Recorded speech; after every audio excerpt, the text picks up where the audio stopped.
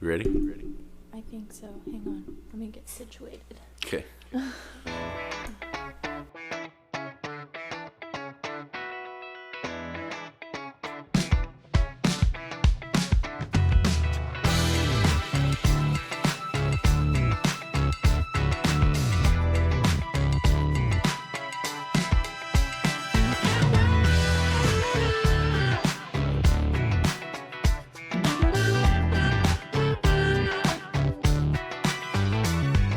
Tequila 30.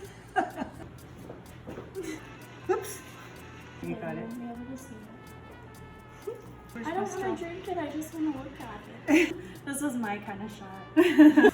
We're not Only working love today, are we? I could never be a bartender. I would be terrible.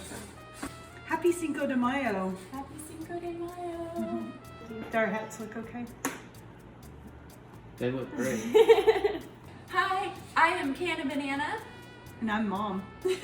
I'd like to know what went in it. I mean, is this just all like...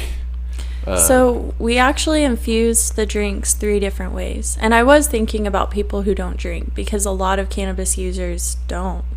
And they use cannabis because they don't drink, or, you know, because it helps them more like stay away from drinking type of thing. But so we infused it 3 different ways. One of those ways was with infused tequila that my friend had made for us. Right. It's essentially the same process as creating tincture. Mm-hmm. You know, putting the flour and the alcohol, decarbed, shaking it up, letting it sit. But then we also infused them with a simple syrup that my mom made.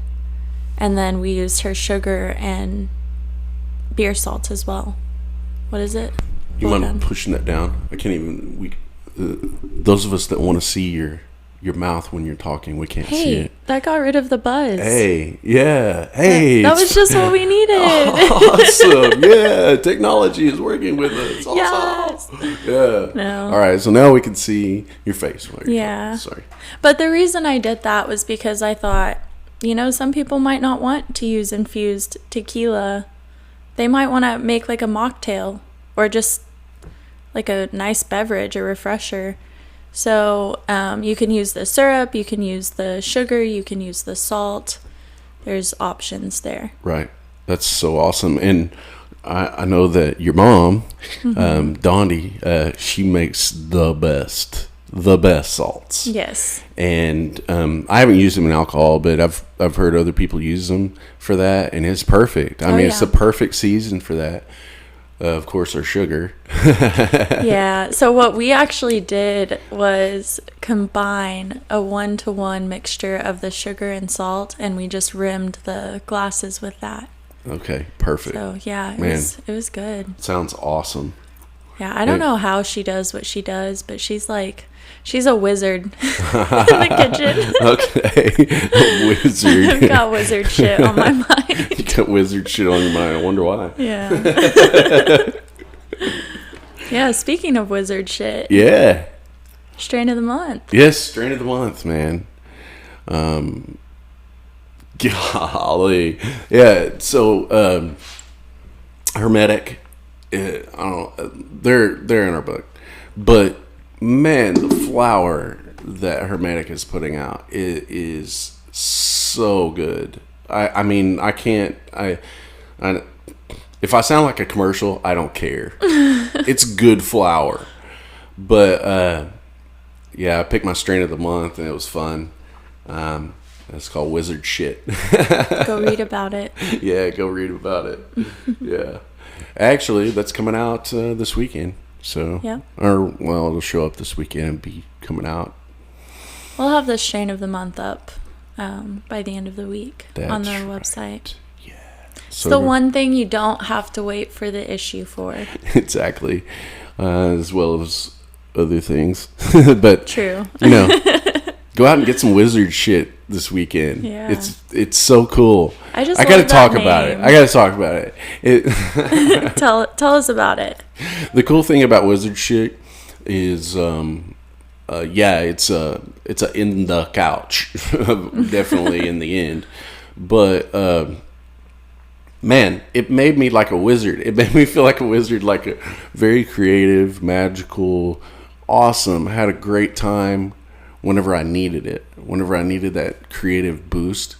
And then right after that, I was done. And it was like, okay, that was some wizard shit. Now I'm going to sit back and look at it and just chill. And had a great night's sleep. And, oh, Nice. yeah. When you say it's a like heavy in the couch strain, I'm like challenge accepted, because I guarantee you if I smoke that, I will be like a little crackhead. I'll be like cleaning my whole house. I have some. Okay, well, we should. Let's take a smoke little some. break here. Let's smoke some. All right, let's see try what it. happens. Let's see what happens. I like this. I like this challenge.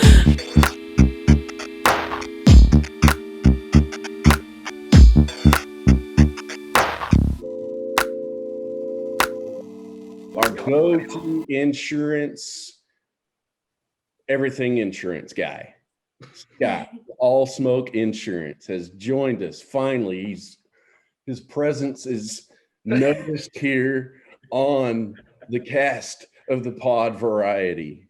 Finally. Sir, Whoop, whoop. welcome. How is everybody doing today? I'm doing good. Doing pretty good. Yeah. How about yourself? So far, so good. So Been one of those days. Been busy, which is good. yeah. Working on some Oklahoma stuff right now. Oh yeah. Well, we like to hear about that. I need none Where are of you my- at right now, man? Texas? Do what, James? Where are you at? Located? I am in Houston right now. Houston. I will be back up, I believe, for CanaCon, and then I got to come to Shawnee here pretty quick. Okay. Well, you're gonna stop by and say hi, right? Of course. Of course. Okay. Well, you remember Anna, I do. and We met at the Golf tournament. on 420. Yep. yes. Oh, So, what are we looking forward to in Oklahoma, insurance wise? What you got coming? Well, we've got some new extract companies coming on board. Some guys, obviously some of the people that we talked to while we were at the 420 golf tournament, some of those guys we're working with. A lot of extract companies coming on board and a lot of growers coming on board. And Right. I'm wondering if OMA is ever going to decide to require insurance for the cannabis industry up there. Yeah, I'm wondering that too, and I'm curious as to kind of, your thoughts as to how that's working out. I mean, you want to kind of lead us in a direction there? I think what I'm seeing with OMA and talking to, obviously the attorneys and stuff out there, I don't know if they're going to do it or not. I mean, look what's going on with Metric. Look what's going on with other stuff out there as well. I just think that other states have at least added a product liability to either production, manufacturing, growing, edibles. There's so many companies out there that are just not insured at all. And that scares me. It should scare the consumer too, because, we know that there's been some Oklahoma companies that have gotten in trouble for things that they shouldn't have been selling. Yeah. Be it pesticides, be it bad products. There's no recourse for anybody in that. And to me, in my professional opinion and personal, I have a problem with that. At least a product liability policy should be able to be put in play and be required by the state in time. I think it's going to happen. Okay. So kind of explain to me, how does that protect the consumer as well? Well, by protecting the consumer, by having a product liability policy on the company itself, it's going to help the consumer knowingly that that product is in market and they're behind their product 110%.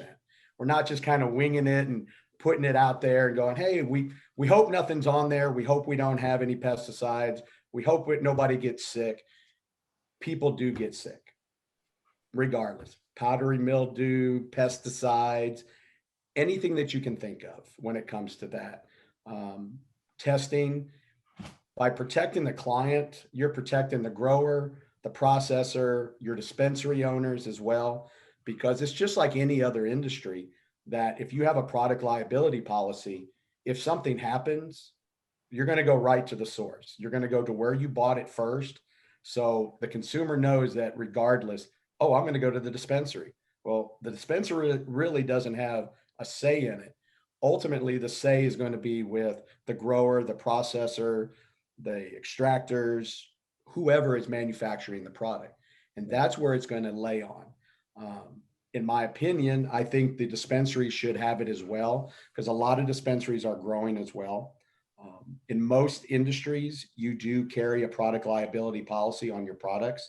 And I think it's something that needs to be there. And it should be a requirement, at least in the cannabis industry in the states that it's legal.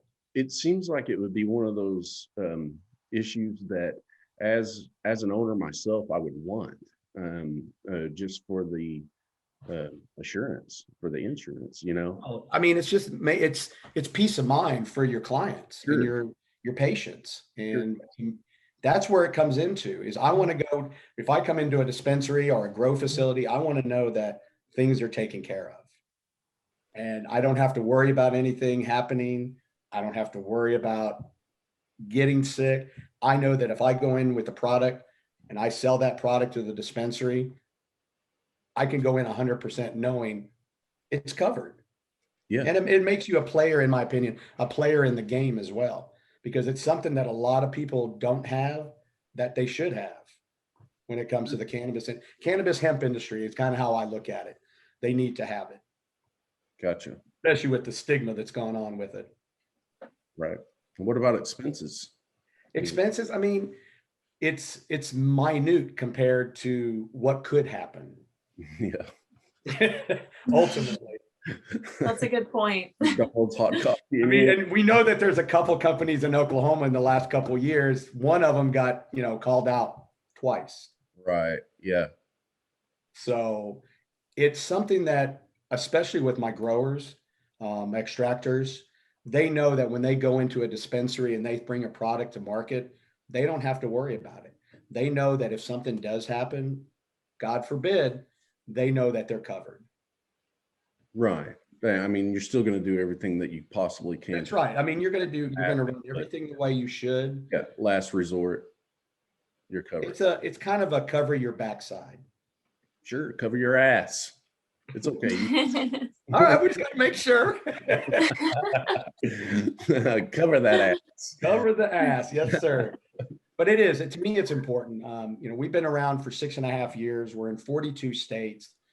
We're in 13 of the cannabis states right now. So this is not something new to us. It's nice that I'm close enough to Oklahoma that I can be up there enough to service, the clients that we have up there. And we got quite a few. Right.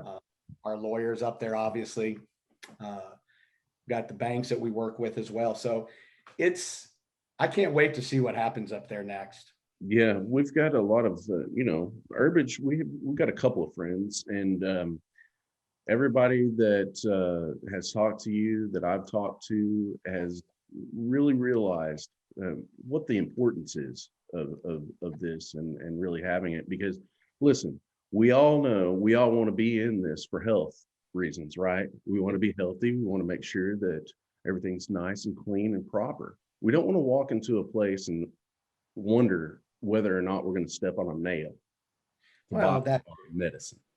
I mean, that's ridiculous. So, well, it is. And a lot of companies in the cannabis hemp space don't roll with insurance because they think it's just a product that nobody gets sick with. And we know that nobody's died from cannabis use. We know that it's not about the plant itself. It's about what goes into the plant after it's been manufactured and been grown. That's where this problems come into play. It's like any products out there. Yeah. So I think, in my opinion, that it's something that should be required by the state. Right. A lot of states are requiring at least, I know when Texas came out, I know New Mexico is working on it, compassionate use in Texas. They required them, all 3 dispensaries required them to have insurance, period, because they want to make sure that they were covered. I think it will come. I have to admit, and I have to be honest with you, Scott, I don't like requirements. I hate them. I know. I hate requirements. I hate rules. I hate laws. Anyway, But It is, and it's but tough, it's the but right thing to do is the thing that I'm trying to say. It's something that you need to consider as a business. It's the right thing to do. it Whether is or the right not thing it to is do. something that's required. So I think I guess requirement's a big, a strong word. I think it needs to be at least looked at sure. to protect the patients, be Yeah. it recreational, adult use, or medicinal. I Yeah. think it's important. If you're a business owner, you carry insurance already. Why wouldn't you carry it on the cannabis side? Right. Doesn't make any sense. Is it because people don't want to spend money? Is it because people just go, it's the cannabis, it's the weed business, we don't need it?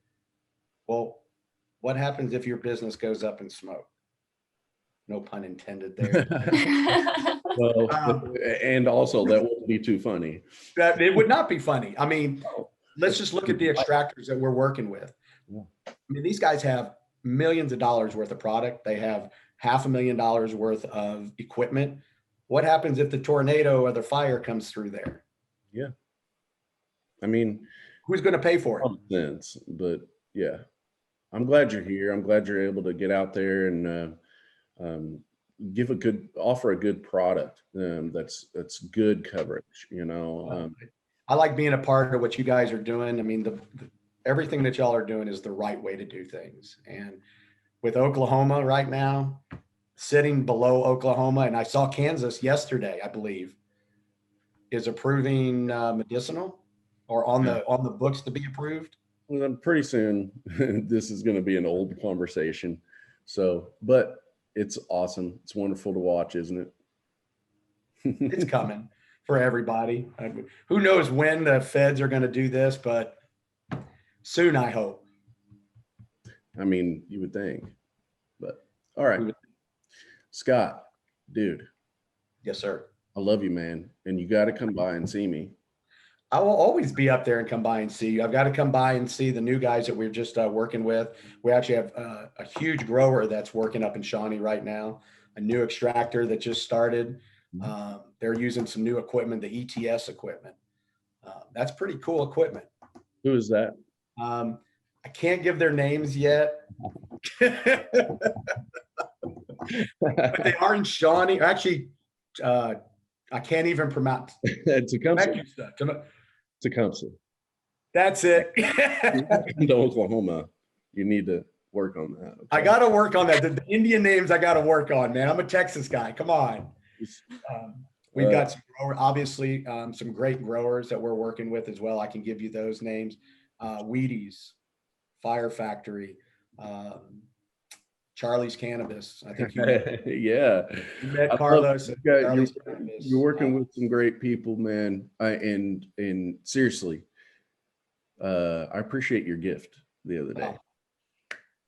I got a Riggin one. And oh, how exciting! I was like, wait, I'm out of the loop here. Well, we'll get you one too. Oh, that would be, oh my gosh. That was my first time using one at the golf tournament. And everybody that saw me after that, because I think the low temp dab really got me. But everybody that saw me after that was like, are you okay? I was like, yeah, I'm okay. Well, and Heidi, you know Micah, right? Mm-hmm. Micah McCamey. This dude's a badass. He prior military, but he's doing all this stuff to sign up people for these group runs and everything. He's our training for Terps guy. Oh yeah. Love his stuff. The gassed up stuff that's coming up. This is so cool. I'm trying to pull it up right here. So they've got coming up here. When's the dodgeball, man? When is that dodgeball? I am not sure. I haven't been on Instagram a lot lately. Oh, it's on Armed Forces Day. Okay. Where is that going to be at? It is, okay, so, all right. Teens Ensemble. Teams Assemble. Ensemble. Oh my gosh. Is that the wizard shit talking? Did you really write that? Or did you just read it that way? I just read it that way. Dyslexic. Oh my gosh. That's funny. That's really not. Anyway, on the 15th, looks like at Cush Lounge, at the Cush Lounge in Tulsa. They're having a whole dodgeball. Is it like a tournament? Yeah, man. It's I'm not 6-man gonna lie. teams. It's a dodgeball tournament, and this thing is gonna be. I mean, come on, dude. Yeah. I mean, seriously, this is it. It's not just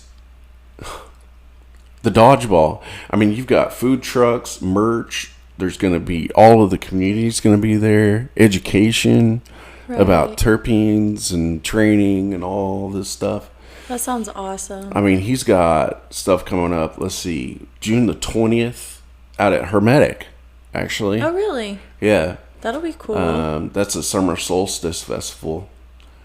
Got to go to that. Yeah. And then July 18th. I mean, Pedals and Puffs. He's got a Can of Climb. Toke the Trail. Damn. He's ready to go for this summer. Flower Power Festival. I mean, he's on fire. That's so cool. Yeah. I love this guy. I love what he's doing. Because what he's doing is he's taking this. I mean, I just like having discussions with him. Yeah. Like having a phone call with him. Mm-hmm.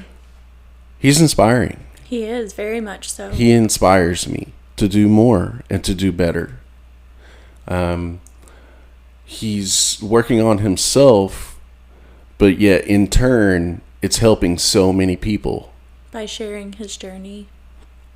And it's wonderful. It's wonderful to be tied to in any way. Right. With that guy, and I can't wait to just really grow or watch him grow. And I love his writing, and I've been dying to go to one of his runs. I will say though, when I heard dodgeball, like all my childhood fears resurfaced. I was that kid that like stayed home sick on dodgeball day, right? During PE. But I would love to go and watch. Maybe I'll play. We'll see. You've got to play. I mean, if you go, you got to play. I think I'd be a better like cheerleader for that. No way. No. I feel like if you're going representing Herbage, you're playing. Oh God. Sorry. You trying to make Herbage look weak? No, you're going to come out with power. That's what kind of representation you're going to get when it comes to me on a dodgeball. Yeah, we'll get you and Nagy out there. We'll get Nagy. Since he's been working with us. That would look a lot like me hiding behind Will the whole time. Oh man, with that guy. I mean, talk about some juice. Finally got to meet him in person. Yeah. Last weekend. The coolest dude. Honestly, we had such a great time. Yeah, he's super cool. Yeah. I mean, and the thing about him is he's like, whenever I first met him, whenever like the cover that he had was not what I thought it was going to be. I thought it was going to be this young punk kid. Sorry, Nagy. I thought it was going to be this young punk kid that liked dope. Right. Right? No way. This is a smart, creative, talented individual that cares about community and cares about others around him. He's a good one. Yeah. I mean, seriously, he's young too. I mean, it was honestly just inspiring for me to be around him because he's so driven to succeed, and not only succeed but help like build up the community in the process. Yeah, he's got a sesh coming up, right? Yep. We're going to that. Next weekend. So May 15th, I think it's at 7 p.m. Ooh, sesh, then dodgeball, then sesh. Whoa. A lot going on. Have you ever been to the Magnolia? No. It's gorgeous. I haven't been. I've seen pictures, but I'm looking forward to checking that space out. No. That's downtown, right? I believe so. Okay. Yeah. Is that over in Gasoline Alley? Do you know? I don't know. Okay. It's okay. I didn't mean to put you I on the wasn't spot. expecting all these questions. Yeah. Sorry. You have a microphone in front of you. I know, but I'm not Jesse, okay? I'm not a human. Oh, I'm not a human thesaurus like What? Jesse. Why? Why? Yeah. What? I mean, I no, feel like I'm just that's kidding. a question. That's That's more questions. yeah. That's a question you should ask the Oklahoma education system. Where did Jessie go to school? Where did she grow up? I don't know. But Jessie, come on. It's more. She's it's smart. Her. She's yeah, smarter it's than. not. She's more intelligent than the average. Yeah. We'll put it that way. She just has so much knowledge. Yeah. I don't know how she keeps track of it all. Yep.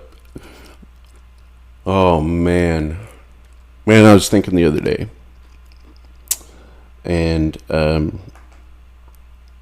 you know, I keep having all these discussions around cannabis and the world of cannabis, and then it, of course, leaks over into my personal world, and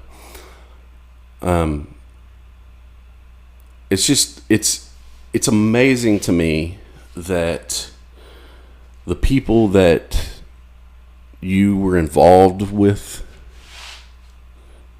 before you came out, let's say came out as cannabis, it's amazing to me of the people that look the other way and do not turn around, or at least show that at least they're turning around and looking and opening their eyes.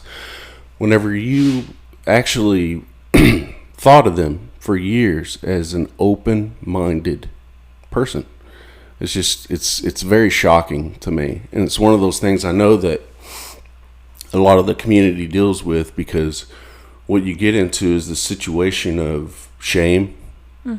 And we've all lived that. We've all been living that, but it's still there. Oh yeah. You know, it's still very much so there. Long. But it's also, I have to come out and say this. It's also assumed that it's there. Okay? People call it paranoid. People call it whatever. I experience it a lot. I think that people care more than they do. Oh yeah. And I admit that. A lot of people do. I agree. Yeah. No, I think in my experience, I've been pleasantly surprised by the number of people who before were vocally and adamantly against cannabis are now, even if they're not consuming it themselves, they're asking for their friends and family, like asking about it, wanting to know if it could help people in their lives, maybe even considering that it could help them.